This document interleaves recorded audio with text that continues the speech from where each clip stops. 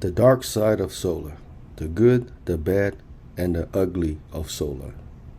Hello everyone. A few weeks ago I did a video about me starting my solar journey. I went and picked up some panels and I show you I built a little jig, try to test it, I washed it. And too often, we started something before we give it a more thorough thought. Today I like to do more of a case study, see if solar energy is really a viable solution. In this case study, we want to look at three main things. Is solar a viable solution for homeowner? Is solar cost effective? And the most important is, what is and are our goals?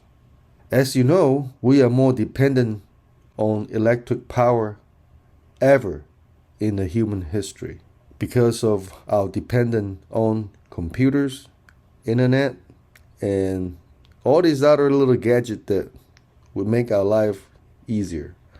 As you know, if we lose electric power, our life will be turned upside down. And also, the demand is growing. We have electric car that's coming online.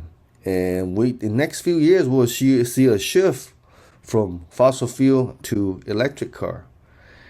And that will drive the demands way up because electric car use a lot of energy. Is solar a viable solution for that? And also, we know lately the weather has been changing and it's unpredictable, and we have a lot of issue due to the weather change. Just like last winter, we have almost a power grid failure. Can solar solve that? And the last is microgrid versus megagrid. Traditionally, we are on the megagrid system, which means we have a grid that we have big generating plants that supply the grid and everybody feeds off the grid. So the microgrid idea was you have very small localized generating facility or homes that generate power to be self-sufficient, and the grid will add as a supplement. For us to go over from megagrid to microgrid, it will require a big paradigm shift. Can solar energy enable that shift from megagrid to microgrid? Cost effectiveness. So we're going to be looking at some ROI number. What are the return of investment for solar? Is solar really cost effective? And also the cost breakdown of each component, each part of the system. And last but the most important is the goals. Goals. Do we want to be more resistant to power outage? Or we just want to save money? Or we just simply want to be more green? Cost. Money talks, bullshit walks. That's the phrase everybody knows. So is solar really cost effective? Let's look at some numbers and see what are the return on investment looks like. And let's say cost of energy is around 10 cents per kilowatt hour, which is very realistic. I mean, in Texas, we are on a deregulated system, so some of us pay less than 10 cents, some of us pay a little more than 10 cents, but 10 cents is a pretty good average. And in the South, we get plenty of sun. So according to a number online, we get 4 to 5 sun hour per day, which mean 4 to 5 sun hour, which mean for a 100-watt panel, you generate 4 to 500 watt per day. And you may say, well, why is 4 to 5? Because we get more than 4 to 5 hour of sun in Texas here. But you have to look at it this way. In the early and later days, your panel may be only producing 30 to 40% of what is rated. So on average, you get 4 to 5 hour a day. And with that putting away, let's say a system that costs $1 per watt, which is a very low number because most of the time you're looking at the Solar Shark, the salesman, those solar companies, they're selling it at $3 to $4 per watt. So a 10 kilowatt system will be the $30,000 to $40,000. Let's look at $1 per watt, just to make the math simple. In order to pay for itself at $1 per watt, we need to generate 10 kilowatt hour. So how long does it take to generate that 10 kilowatt hour at 4.5 watt hour per day? Let's do some math here.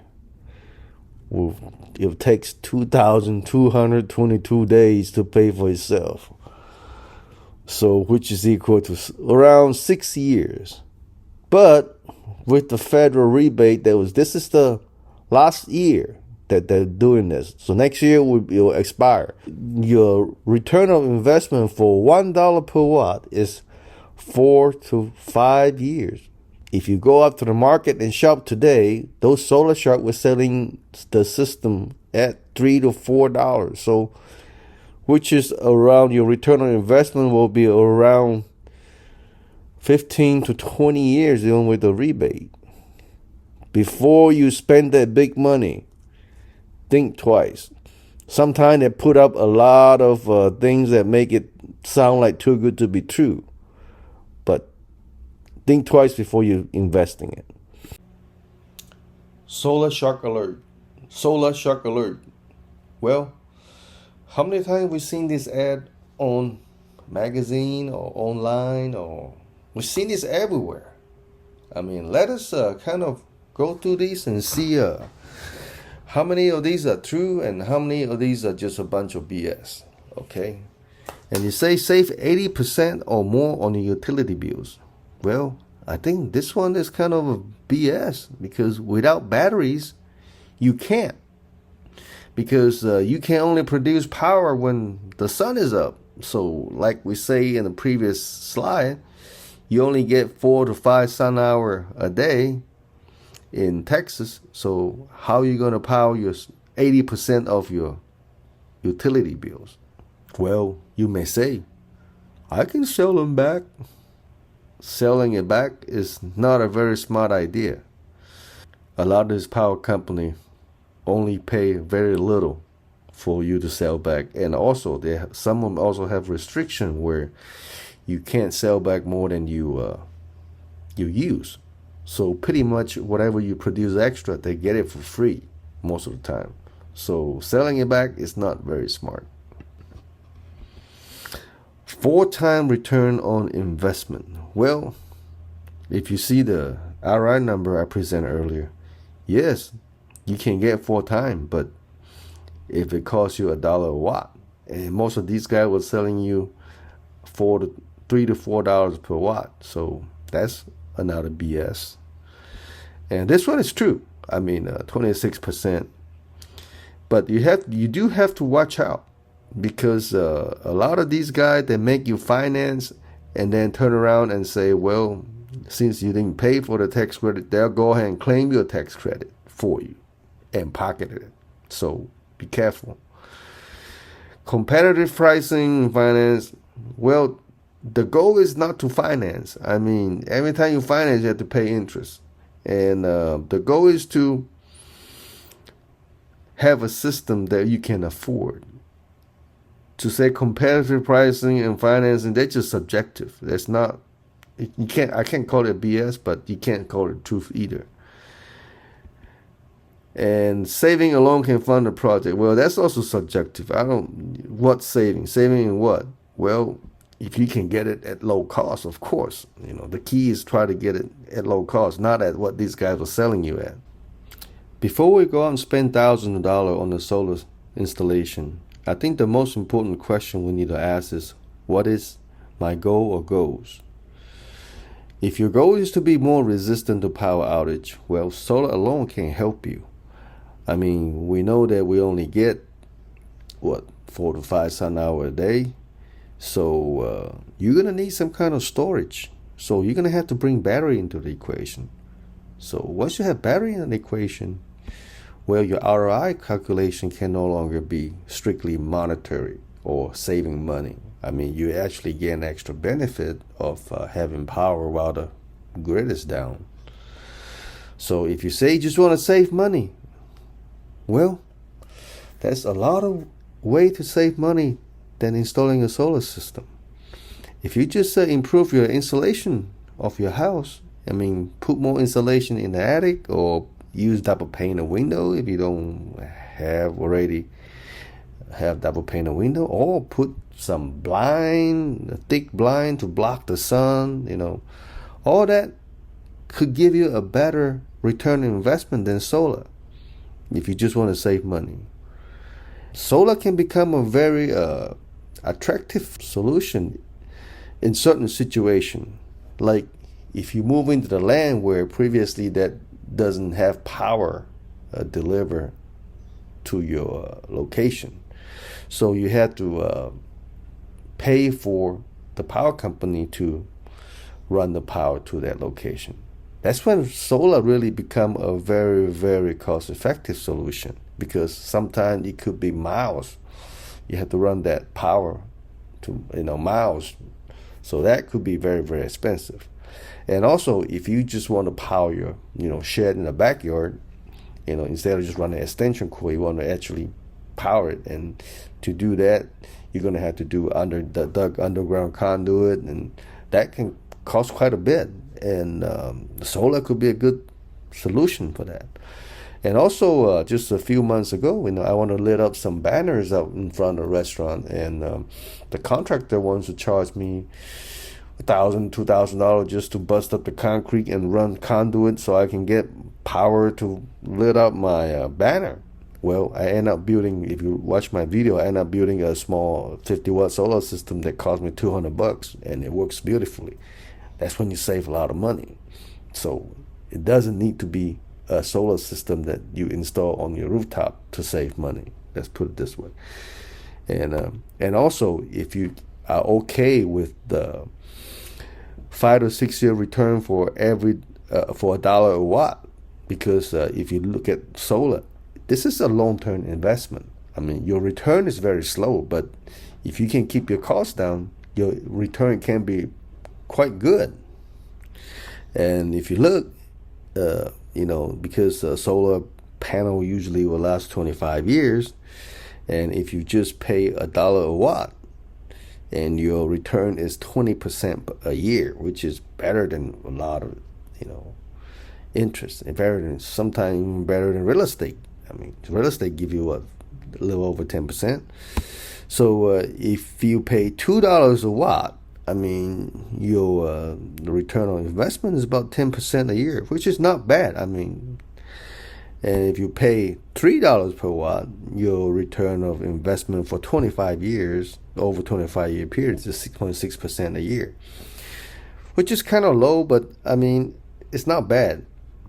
But you have to calculate up to 25 years to, is it acceptable to you? And if you just want to be more green, well, people spend millions just to be more green. So that could be another subject. We can't talk about it here. If solar is so great, why solar has not achieved its popularity? Well, is it cost? Is it the power company? Or is government a factor? Let's begin with cost. Costs of hardware are very affordable now. If you look at the panel, a bifacial panel will cost around 50 cents a watt. And inverter, those guys runs around 30 cents a watt. And even batteries are very affordable now. Lithium iron phosphate battery, they runs around 50 cents a watt. If you buy more, it could be cheaper. But why solar is still has an image of being expensive? Well, it's because of this solar shark. They purposely inflated the price to gain more profit, and also to make you finance so they can make even more money and then get you into a bad terms where sometimes people even lose home because of bad terms. So that's why. And power company, it doesn't do much help either, because the more solar we install, we cut into revenue stream. They try their best not to have us install more solar or take advantage of the solar we install by telling us to sell back. They will sell us at 10 cents a kilowatt hour, but when you try to sell them back, they'll take 2 cents. Sometimes the last time I checked, and also some provider that will limit you. So they say you can't sell back more than you use, which means they won't pay you. Whatever you produce extra, they're going to take it.